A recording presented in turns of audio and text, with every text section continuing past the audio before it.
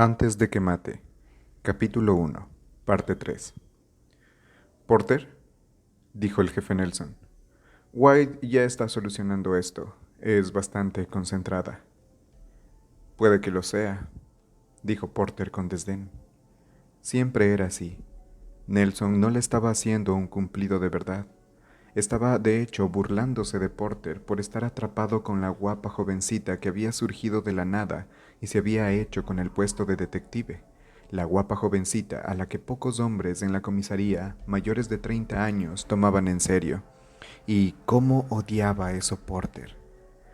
A pesar de que ella disfrutaba viendo cómo Porter se retorcía ante las burlas, no merecía la pena sentirse inadecuada y despreciada.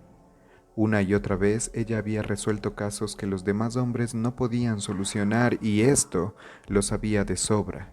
Les intimidaba. Solo tenía 25 años, demasiado joven para empezar a sentirse quemada en una profesión que en su día adoraba. Sin embargo, ahora, atrapada con Porter y con esta fuerza, empezaba a odiarla. Porter hizo un esfuerzo para situarse entre Nelson y Mackenzie, haciéndole saber que este era su show. Mackenzie sintió cómo empezaba a sentirse furiosa, pero no dio muestras de ello. Se llevaba tragando su furia durante los últimos 3 meses, desde que le habían asignado a trabajar con él. Desde el primer día, Porter no se había guardado su antipatía por ella. Después de todo, ella había venido a reemplazar al compañero de Porter de 25 años que había sido retirado del cuerpo, en opinión de Porter, para hacerle un hueco a una jovencita. Mackenzie ignoró su evidente falta de respeto, negándose a que afectara su ética laboral. Sin decir una palabra, regresó al cadáver. Lo estudió con detenimiento. Dolía examinarlo y a pesar de ello, en lo que a ella se refería, no habría un cadáver que le afectaría tanto como el primero que había visto. Casi había llegado al punto en que ya no veía al cadáver de su padre cuando entraba en la escena de un crimen, pero todavía no. Tenía 7 años cuando entró al dormitorio y lo vio medio tendido en la cama, en un charco de sangre, y no había dejado de verlo desde entonces. Mackenzie buscó pistas de que este asesinato no tenía que ver con el sexo. No vio signo de moretones o de arañazos en sus pechos o glúteos, ni hemorragias externas alrededor de su aparato reproductor. Entonces miró las manos y los pies de la mujer, preguntándose si podría haber una motivación religiosa. Señales de perforación a lo largo de las palmas, los tobillos y pies podían denotar una referencia a la crucifixión, pero tampoco había señales de eso. Por el breve informe que les habían dado a Porter y a ella, sabía que no se había localizado la ropa de la víctima. Mackenzie pensó que seguramente esto significaba que el asesino la tenía consigo o que se había deshecho de ella. Esto indicaba que él era cauteloso o que sufría de un trastorno límite obsesivo. Si a eso añadimos que casi con toda la seguridad su motivación la noche anterior no había sido sexual, todo apuntaba a un asesino calculador y potencialmente evasivo. Mackenzie regresó al lindero del claro y admiró la escena al completo.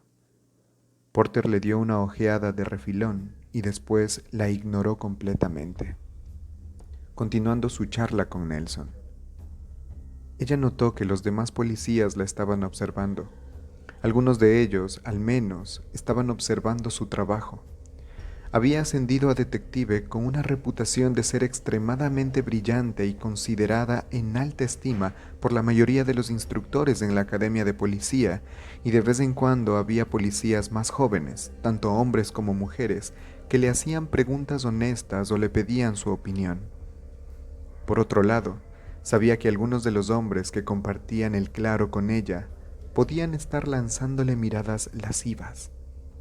No sabía qué era peor: los hombres observándole el trasero cuando pasaba de largo, o los que se reían a sus espaldas de que fuera una niñita tratando de interpretar el papel de detective dura. Mientras estudiaba la escena, le asaltó de nuevo la molesta sospecha de que algo andaba muy mal en todo esto. Le pareció que estaba abriendo un libro, leyendo la primera página de una historia que sabía contenía algunos pasajes muy difíciles más adelante.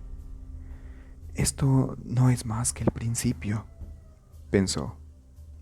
Miró al suelo alrededor del poste y vio unas cuantas marcas de botas desgastadas, pero nada que pudiera servir como huella.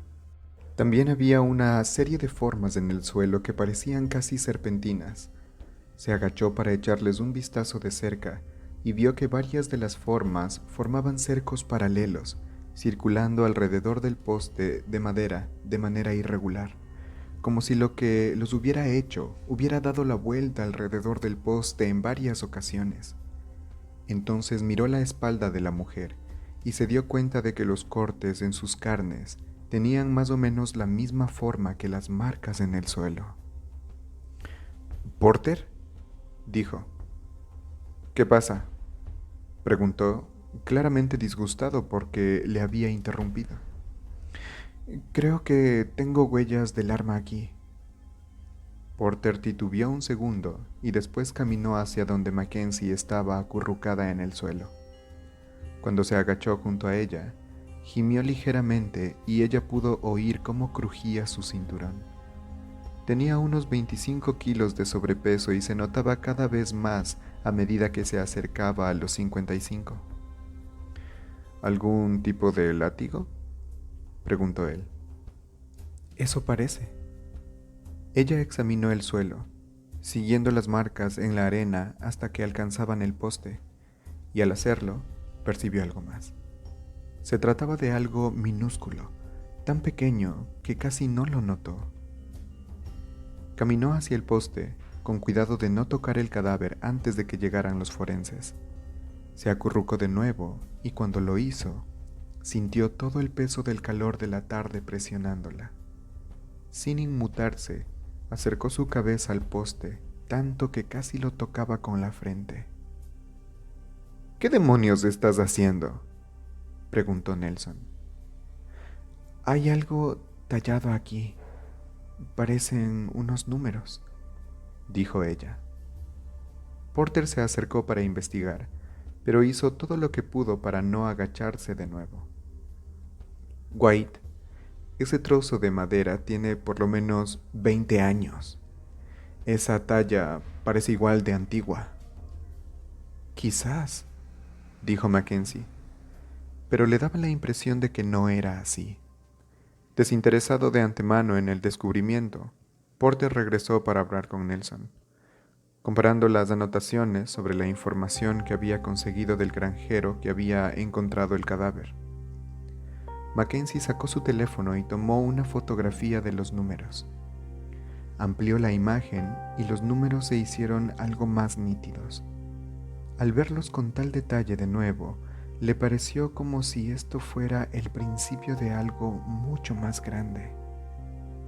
Los números que estaban en la foto eran N511 y J202. Los números no le decían nada. Quizá Porter tenía razón. Quizá no significaran absolutamente nada. Quizá un leñador los había tallado cuando creó el poste. Quizá algún chiquillo aburrido los había esculpido en algún momento a lo largo de los años. Pero había algo que andaba mal. Nada de esto parecía normal. Y supo, en su fuero intento, que esto no era más que el principio.